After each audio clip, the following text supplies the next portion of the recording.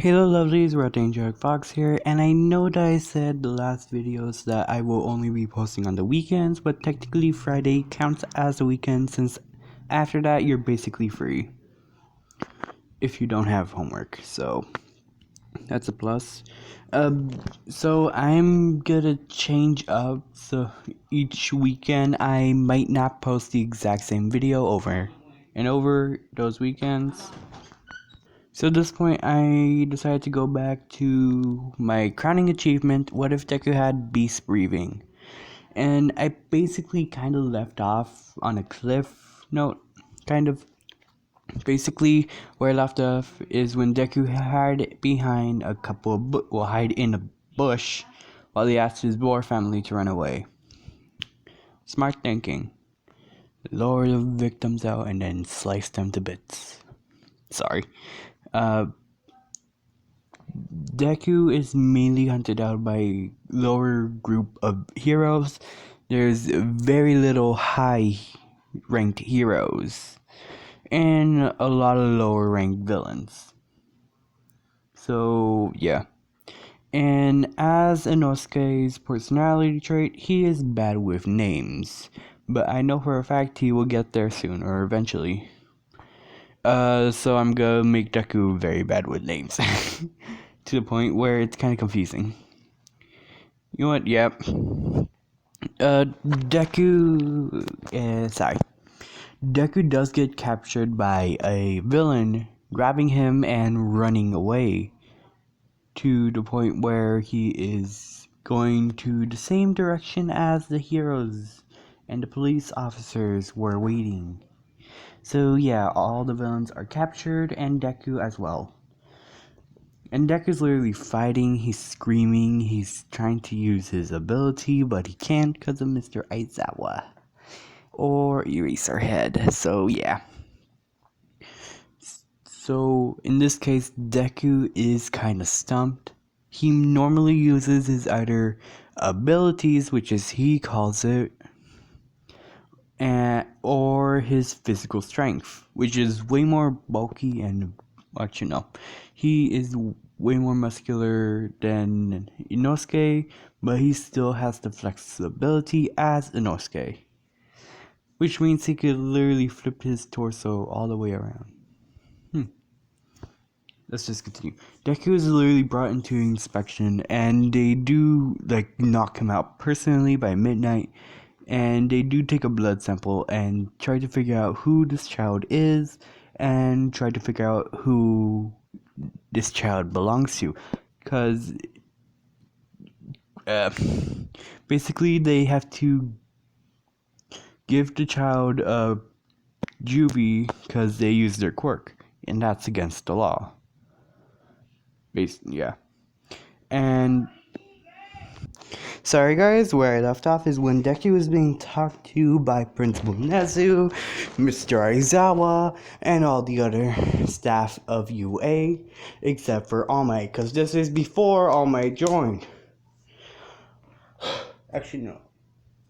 Wait, no, if I said, during the 10 months of training, then that is kind of correct, because Deku is found before the 10 months of training starts.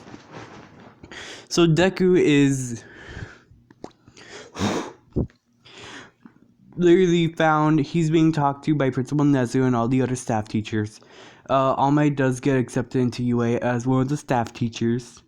Well, one of the employees, as he does get required to keep an eye on a child as one of his first qualities of being a teacher, because he has to do this every day now because he has to teach a class. So Deku is literally being watched by number one hero All Might, but he doesn't know who he is because he never been in the city that much. So Deku is literally, as the test results come in, they called the Bakugo family because during Inko's last will, when she was writing it down from a letter that the police found, if my son is found, give them to the Bakugo family. give him to the Bakugo family. And they know it's a boy, because the letter specifically said him. So the child is a boy, which is... And Inko does give the letter towards, like, the heroes or police. Whoever finds her has to give, if they find her son, to the Bakugo family. As the blood test comes back, and they find a matching resemblance to the woman that was dead several years ago, named Inko Midoriya, and they pull up a photo in front of Midoriya and says, "Do you remember her?" Deku says no. Obviously lying, because he does have flashbacks of her leaving him on the cliff. And Deku says, "Okay, is this all done? Can I go back to my home?" No, actually. And they literally tell him everything that happened and why his parents technically abandoned him in a mountain. The mother was found dead, the father was gone. Apparently, the body was never found, but they did find blood trails leading into into a dead end. So they never found Hisashi Midoriya's body. And Inko Midoriya's body was found, so Deku is the last living relative of the Midoriya family household. Set time one setting. Hallelujah. So Deku is told all of this, and he's kind of devastated because he always wondered what happened to his family. Are they gonna come back for him? And he didn't even met his family personally. He never grew up with his family. He grew up by himself, quote unquote, because he was raised by boars. He grew up by himself. He was always waiting for the day that his mother or father comes back for him, picking him up and going back home. Then he was picked up by these random people, told that his parents were found. Well, his mother was found dead, the father was missing, mainly reported as a missing person, and then notified as deceased, finding a bloody, disembodied hand. When they did a blood test, it was Hisashi Midoriya's hand.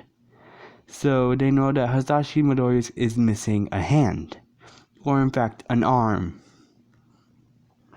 So yeah, Deku is now being forced to live with a group of people who he has no clue who they are, which is a woman with spiky blonde hair, well, spiky blondish hair, actually no, it's blonde, a father with spiky brown hair, and a boy who has the temper of a bomb.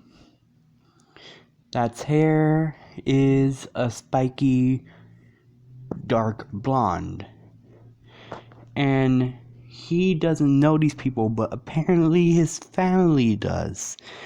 And when they were told what happened, Bakugo doesn't kind of believe it. Once they showed the DNA test of Inko and this child and her husband, all showed up to be positive, which means they are related.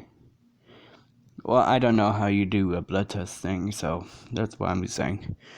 Deku is related to the Midoriya family.